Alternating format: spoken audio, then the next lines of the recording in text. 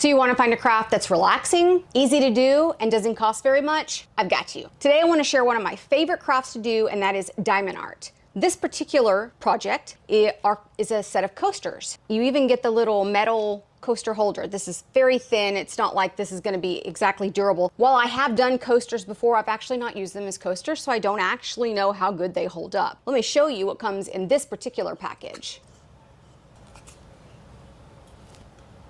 You get 6 little mushroom coasters. These are very lightweight wood, very thin.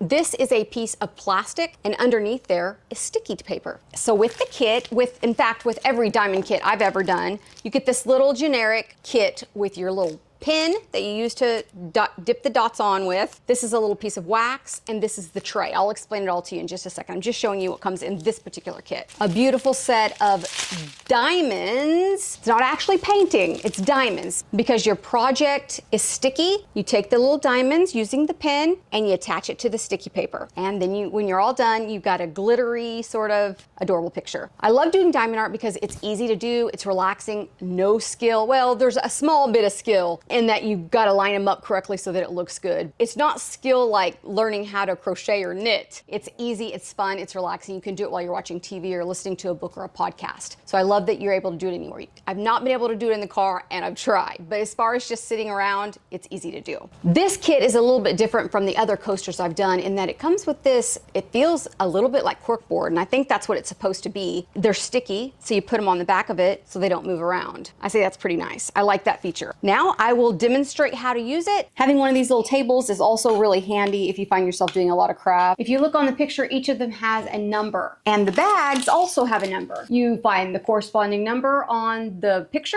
and you put the little diamonds on it. This is the wax. This is how you do it. You take your pin and you dip it in there and you kind of twist it. There'll be wax inside of this pin. It's going to be the sticky mechanism to transfer the beads to the picture. I think I'm going to start with the reds. So we're going to look for number 2. Very easy to find. Typically they are. These are perforated. I just find it quicker to use my scissors. I like to keep them handy when I'm doing this. I have a whole thing of supplies, but I'm just doing the very basics. If you want to do this, this is all you need. A place to do it, a surface. Doesn't have to be a tray table like I've got. A pair of scissors or something to open the packages, and it comes with everything else you need. So really inexpensive, easy way to do this craft.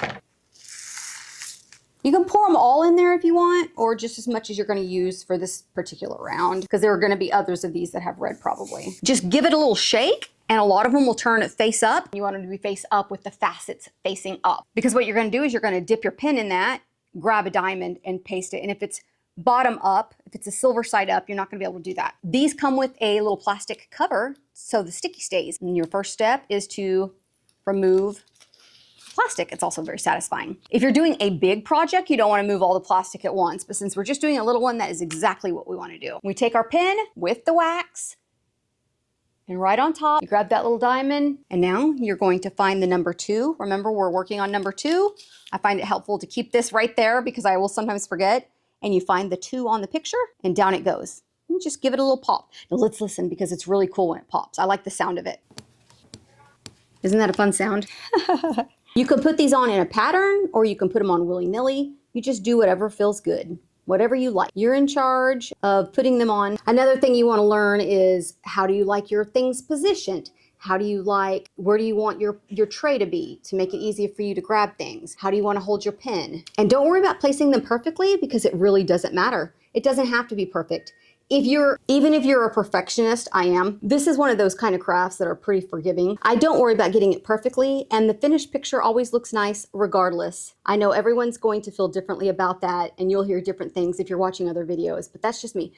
Some art, I want to be perfect. This isn't one of them. This is more of a relaxing thing for me. Once it starts not picking them up each and every time, typically I wouldn't turn this around the way I'm doing. I'm doing this to show you and to demonstrate how easy this is to do. And I want you to be able to see it. Once the sticky part gets kind of indented, it stops picking up quite as easily. It's super easy, you just refill it. You take the wax and you stick this back inside of there. I tend to try to kind of dig some out and then smatter it in there, press it down. It doesn't really matter. There's no right or wrong way, and there's so many different kinds of these. If you find this is a craft you like, get better sticky tack. This isn't the best. This is the lowest budget of all the supplies, and it just comes with it. As I was saying, I wouldn't normally turn it around while I'm working. I would normally kind of do an outline and then fill in the rest, but I'm turning it a little bit so you can see it better. I feel like maybe I don't want my hand to constantly be in the way, so I'm turning it for your sake. And now I'm going to get busy, and this will be a time lapse for you.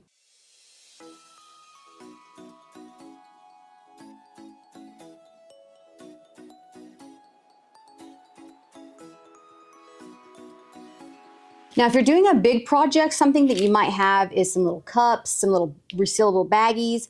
But since I'm just doing this little project, I'm not going to get any of that stuff out. And that's okay for everybody. If you are not planning to do these all at once, if you're planning over the course of weeks or months even to do this, then I would definitely try to get some little sandwich baggies to put them in, or at least take all of these and put them in one giant Ziploc bag with a very firm seal. And you see what I'm doing? I'm just pushing these from this little thing into the bag so that they are ready for the next mushroom.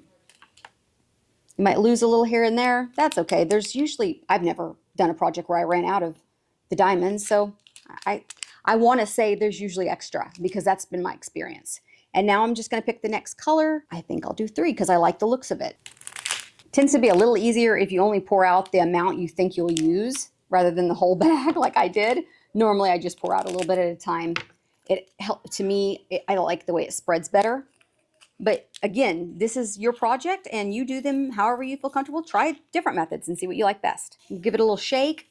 There's no right or wrong way. Well, I guess there's a wrong way because if you throw it up and down, that you're going to lose them. But as far as what your preference is, there's no right or wrong way. Time lapse. If you place it wrong, if it gets upside down, you can take it off or you can leave it. You're not really going to be able to tell that you put something in the wrong place. I just pried it off with my fingers. I have a pair of tweezers. My tray here has a little drawer and I keep tweezers in it because if you are doing a big one particularly and you misplace one, you can just get it up super easy. But literally any pointy tweezers or your fingernails, whatever you have handy, will be fine. All right, now really and truly, time lapse. Here's another quick tip for you. If you get it placed kind of off the circle and you are trying to be a little more precise, as you see, I've not been. To me, it really is okay. But this one was a little too far off that. You could just take your little pin and push it, and it hasn't officially glued itself down. You see how it slides around just fine? And then just kind of push it down. That way, if you make slight mistakes, it's not setting glue permanently yet.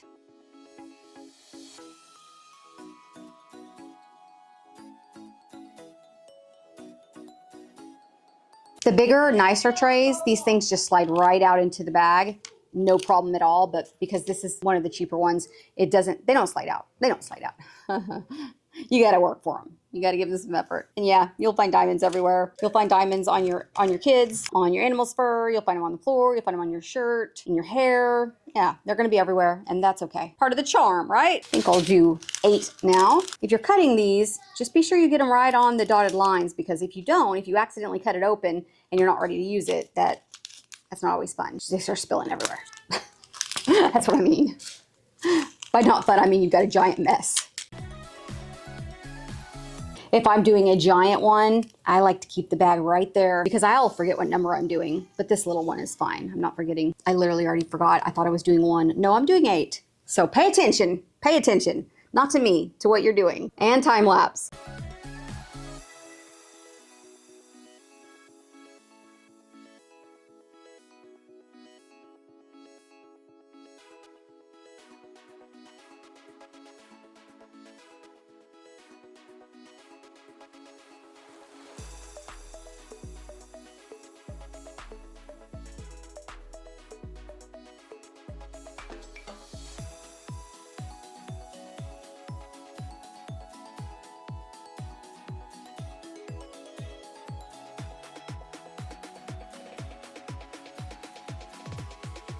Now, don't look if you want to see perfection. It ain't perfect, but this is the way I do it. If you look right here, you can see that some of the wax got on this one, and it's been happening a little bit here and there. The easiest way to clean this wax up is to grab tweezers or I don't know what else you could use in place of tweezers, but surely you've got a pair of sharp tweezers laying around. And pull it off, and it usually comes off in little pieces. It's not terribly easy to get off,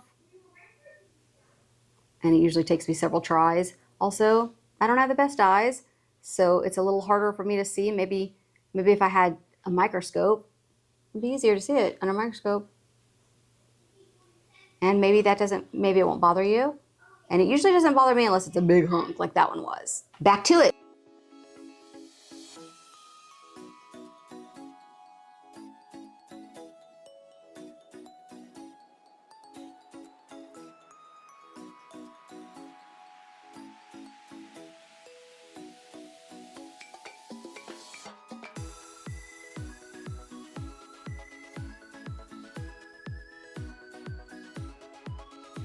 Isn't it so adorable? I love it. I wasn't expecting it to be this cute.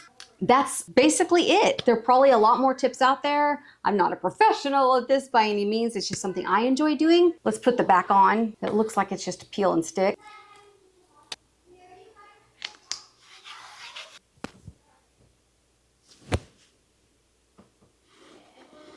Pretty good. To display it, look how cute!